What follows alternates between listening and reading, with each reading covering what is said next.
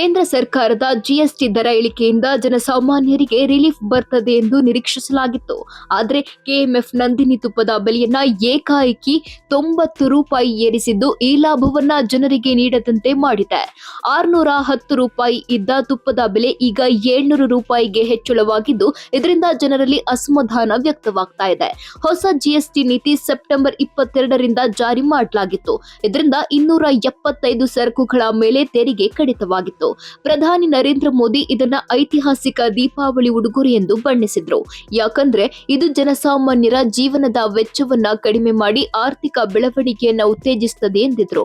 KMF Nandini ತುಪ್ಪದ ಬೆಲೆ ಎಷ್ಟಿರಲಿದೆ ಎಂದು ನೋಡೋದಾದ್ರೆ 50 ml ಪ್ಯಾಕೆಟ್ ಬೆಲೆ 45 ರೂಪಾಯಿ, 100 mlಗೆ 75 ರೂಪಾಯಿ, 200 mlಗೆ 155ರಿಂದ 165 ರೂಪಾಯಿ, ಅರ್ಧ ಲೀಟರ್ಗೆ 350ರಿಂದ 360 ರೂಪಾಯಿ, 1 ಲೀಟರ್ ತುಪ್ಪಕ್ಕೆ 700ರಿಂದ 720 ರೂಪಾಯಿ, 5 ಲೀಟರ್ ಪ್ಯಾಕ್ಗೆ 3525 ರೂಪಾಯಿ, 15 ಲೀಟರ್ನ ಬೃಹತ್ ಟಿನ್ ಬೆಲೆ 11,475 ರೂಪಾಯಿ ಇರಲಿದೆ.